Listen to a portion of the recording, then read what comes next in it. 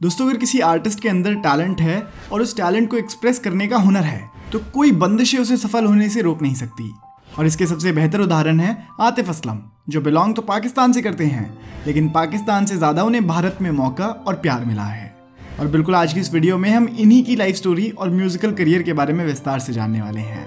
कि किस तरह से आतिफ असलम ने म्यूजिक इंडस्ट्री में इतना बड़ा मुकाम हासिल करा। तो इंडियन फिल्म इंडस्ट्री में अपने हिट गानों की वजह से famous Pakistani playback singer Mohammad Atif Aslam का जन्म पाकिस्तान के वजीराबाद शहर में 12 मार्च 1983 को एक पंजाबी मुस्लिम परिवार में हुआ था। जन्म के बाद करीब 3 साल की उम्र में उन्होंने अपनी एजुकेशन की शुरुआत करी और अपनी प्राइमरी एजुकेशन के लिए उन्होंने सबसे पहले किम्बरली हॉल स्कूल में एडमिशन लिया, जहां उन्होंने करीब साल 1991 तक पढ़ाई करी और उसके बाद से रावलपिंडी शिफ्ट हो गए, जहां उन्होंने रावलपिंडी के ही पास के टाउन में मौजूद सेंट पॉल्स कैम्ब्रिज स्कूल में एडमिशन ले लिया और अपनी आगे की पढ़ाई जारी रखी। फिर अपनी हायर एजुकेशन को कंप्लीट करने के बाद उन्होंने फाजिया इंटर कॉलेज से 2001 के सेशन में इंटरमीडिएट की डिग्री हासिल करी और फिर उन्होंने तय करा कि वो आगे कंप्यूटर साइंस की फील्ड में पढ़ाई करेंगे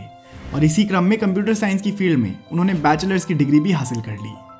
आतिफ पढ़ने में तो अच्छे थे ही, लेकिन पढ़ाई के साथ साथ इन्हें क्रिकेट में भी खूब इंटरेस्ट था और वास्तव में वो एक प्रोफेशनल क्रिकेटर के रूप में अपना करियर बनाना चाहते थे। इस वक्त तक वो इस बात से बिल्कुल वाकिफ नहीं थे कि वो एक म्यूजिशियन भी बन सकते हैं, जिसकी वजह से ऐसा कहा जाता है कि आतिफ ने म्यूजिक की फील्ड में कोई इनिशियल ट्रेनिंग नहीं ली थी। वास्तव में इनके म्यूजिक करियर की शुरुआत होती है इनके कॉलेज टाइम से ही, जब वो अपने कॉलेज के अलग अलग म्यूजिक कॉम्पिटिशन्स में पार्टिसिपेट और परफॉर्म किया करते थे, जहां इनके दोस्तों और कॉलेज मेट्स के द्वारा इनके टैलेंट को खूब अप्रिशिएट किया जाता था। और उसी अप्रिशिएशन से मोटिवेट होकर उन्होंने जल बैंड को ज्वाइन कर लिया, जो कि पाकिस्तान बेस्ड एक म्यूजिक बैंड था। जल बैंड से जुड़ने के बाद साल 2003 में उन्होंने सबसे पहले गौहर मुमताज के साथ मिलकर आदत सॉन्ग को रिलीज करा, जो कि उस वक्त काफी फेमस हुआ और इस गाने की वजह से न सिर्फ आतिफ असलम बल्कि जल बैंड को भी खूब प्रसिद्धि मिली। जिसके बाद 17 जुलाई 2004 को इनकी एक सोलो एल्बम रिलीज हुई, जिसका टाइटल था जल परी। और इस 11 गाने वाली सोलो एल्बम को पाकिस्तानी रिकॉर्ड प्रोड्यूसर सरमाद अब्दुल गफूर ने प्रोड्यूस किया था। आपको बता दूं कि ये उस वक्त की सुपरहिट एल्बम रही थी, जिसे लक्स स्टाइल अवार्ड्स के द्वारा best album of the year का अवार्ड भी दिया गया था।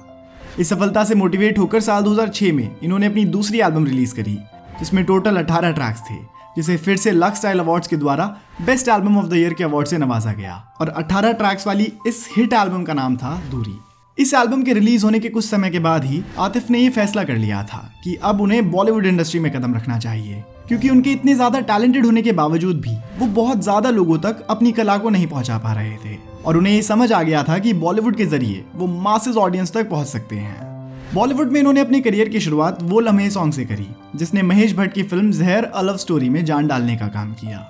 उसके बाद 2006 की Bollywood romantic crime thriller film बस एक पल में इन्होंने तेरे बिन गाना गाया,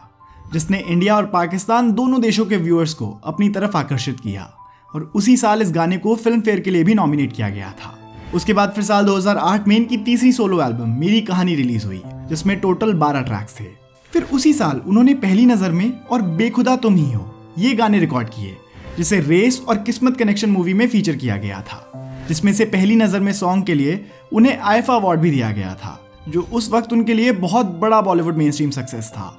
इसके बाद उन्हें काफी ऑफर्स मिलने लगे। इनके आईफा अवार्ड जीतने के बस 1 साल बाद रिलीज हुई अजब प्रेम की गजब कहानी फिल्म के लिए इन्होंने 2 गाने गाए, जिनके टाइटल थे तू जाने ना और तेरा होने लगा हूं। और ये दोनों ही गाने आज तक भी हिंदी म्यूजिक लिसनर्स की प्लेलिस्ट का हिस्सा बने हुए हैं।